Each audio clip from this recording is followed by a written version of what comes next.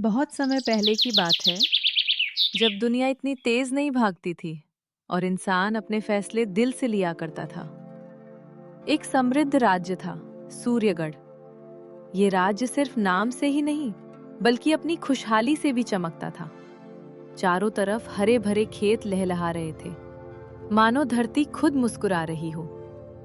सुबह होते ही किसान अपने हल लेकर निकल पड़ते और शाम को जब सूरज ढलता तो पूरा गांव सुकून की चादर ओढ़ लेता। बच्चों की हंसी गलियों में गूंजती थी, बुजुर्ग चौपाल पर बैठकर किस्से सुनाते थे और हर चेहरे पर एक अजीब सी शांति थी, जैसे किसी डर की कोई जगह ही न हो। उस राज्य का राजा था राजा विक्रमदेव। राजा विक्रमदेव केवल नाम का राजा नहीं था, बल्कि लोगों के दिलों पर राज करता था। वह अपने फैसलों में इतना निष्पक्ष और न्यायप्रिय था कि दूर दूर के राज्य भी उसके न्याय की मिसाल दिया करते थे। लोग गर्व से कहते थे, हमारा राजा कभी गलत फैसला नहीं करता, उसका हर निर्णय सच और न्याय की नींव पर खड़ा होता है। लेकिन कहानियां कभी सीधी रेखा की तरह नहीं चलती। समय के साथ हालात बदलते हैं और इंसान के भीतर छुपी कमजोरियां धीरे धीरे बाहर आने लगती हैं, क्योंकि हर चमकती हुई कहानी के पीछे एक ऐसा मोड़ जरूर छुपा होता है जो सब कुछ बदल देने की ताकत रखता है। समय बीतता गया, दिन महीने बने और महीने धीरे धीरे सालों में बदलने लगे। सूर्यगढ़ की खुशहाली पहले जैसी ही बनी रही, लेकिन अब एक और चीज पूरे राज्य में फैलने लगी थी, राजा विक्रमदेव की तारीफ। हर गली, हर चौपाल, हर बाजार में बस एक ही नाम गूंजता, राजा विक्रमदेव न्याय के प्रतीक हैं। दूर दराज के गांवों से लोग अपने झगड़े लेकर आते और जब उन्हें न्याय मिलता तो वे राजा की प्रशंसा करते हुए लौटते। धीरे धीरे ये तारीफ सिर्फ लोगों की जुबान तक सीमित नहीं रही, वह राजा के कानों तक पहुंची और फिर धीरे धीरे उसके मन में उतरने लगी। शुरुआत में राजा बस मुस्कुरा देता था, लेकिन वक्त के साथ उस मुस्कान में एक हल्का सा गर्व जुड़ने लगा। फिर वही गर्व धीरे धीरे एक आदत बन गया और एक दिन वही आदत एक अहंकार में बदल गई। अब राजा के मन में एक नई सोच जन्म लेने लगी। मेरे फैसले ही अंतिम सत्य है, मैं जो कहूं वही न्याय है और मुझसे गलती होना असंभव है।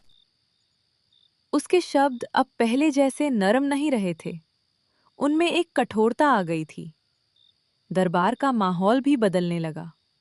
जहां पहले मंत्री खुलकर अपनी राय रखते थे, अब वहां सन्नाटा छा जाता। कोई भी राजा के फैसले पर सवाल उठाने की हिम्मत नहीं करता था। मंत्री एक दूसरे की तरफ देखते, लेकिन कोई कुछ कहता नहीं, क्योंकि सब जानते थे अब राजा सुनने के लिए नहीं, सिर्फ सुनाने के लिए बैठता है। और धीरे धीरे राज्य में एक ऐसा समय आ गया जहां न्याय की जगह राजा की इच्छा ने ले ली। एक दिन दरबार में एक गरीब किसान आया, नाम था हरिया। उसका दरबार में प्रवेश ही अपने आप में एक कहानी कह रहा था। धूल से सने उसके पैर, कंधे पर पुरानी सी गमछा और बदन पर ऐसे कपड़े जो कई जगह से फट चुके थे। ऐसा लग रहा था जैसे उसने जिंदगी से लड़ते लड़ते खुद को ही भूल गया हो। दरबार की चमक दमक के बीच वह और भी अलग दिख रहा था। जहां चारों तरफ रेशमी वस्त्र पहने दरबारी बैठे थे, वहीं हरिया की सादगी उसकी गरीबी को और उजागर कर रही थी। उसकी आंखों में गहरी थकान थी, जैसे कई रातों से उसे नींद न आई हो।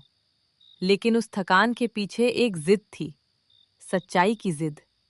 वह धीरे धीरे आगे बढ़ा, हर कदम जैसे भारी हो, जैसे हर कदम के साथ वह अपनी आखिरी उम्मीद को संभाल रहा हो। दरबार के बीच पहुंचकर उसने कांपते हाथों से हाथ जोड़ लिए।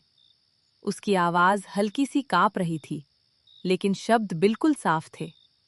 महाराज, मेरे पड़ोसी ने मेरी जमीन पर कब्जा कर लिया है। वो जमीन मेरी जिंदगी है, मेरी मेहनत है। मुझे न्याय चाहिए।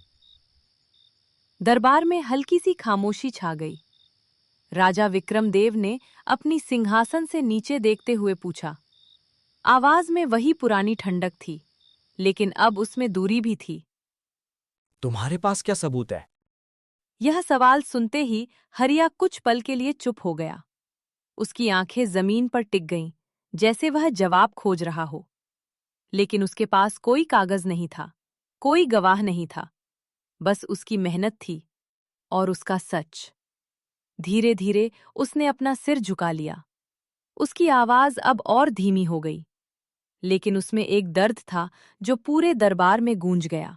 महाराज, मेरे पास कागज नहीं है, मैं लिखना पढ़ना नहीं जानता, लेकिन उस जमीन की हर मुट्ठी मिट्टी को मैंने अपने हाथों से सींचा है। दरबार में बैठे लोग एक दूसरे को देखने लगे, लेकिन हरिया वहीं खड़ा रहा, थका हुआ, टूटा हुआ, फिर भी अपने सच पर अडिग। तभी दरबार के बाहर हलचल सी हुई। सैनिकों के कदमों की आवाज गूंजी और दरवाजे के पास खड़ा पहरेदार जोर से बोला, महाराज, हरिया का पड़ोसी दरबार में उपस्थित होना चाहता है। राजा ने हल्के से सिर हिलाया। उसे अंदर आने दो। कुछ ही पलों में दरबार के दरवाजे खुले। तभी दरबार में एक अमीर व्यापारी अंदर प्रवेश किया। उसने कागज दिखाए और आत्मविश्वास से बोला, जिस जमीन की बात ये किसान कर रहा है, वो जमीन मेरी है। राजा ने बिना ज्यादा सोचे फैसला सुना दिया। जमीन व्यापारी की है। हरिया टूट गया। उसने बहुत विनती की, लेकिन उसकी एक ना सुनी गई। उसे दरबार से बाहर कर दिया गया। कुछ दिनों बाद राजा शिकार पर निकला और उसी खेत के पास पहुंचा। उसने देखा, खेत का एक हिस्सा हरा भरा था और दूसरा बिल्कुल सूखा। सैनिक ने बताया, महाराज, हरा हिस्सा हरिया का था और सूखा व्यापारी का। राजा को अपनी गलती समझ आ गई। अगले दिन दरबार लगा। राजा ने कहा, न्याय केवल कागजों से नहीं होता, सच्चाई से होता है। उसने जमीन हरिया को वापस दे दी और व्यापारी को दंड दिया। हरिया की आंखों में फिर से उम्मीद लौट आई और उस दिन के बाद राजा ने कभी जल्दबाजी में फैसला नहीं लिया।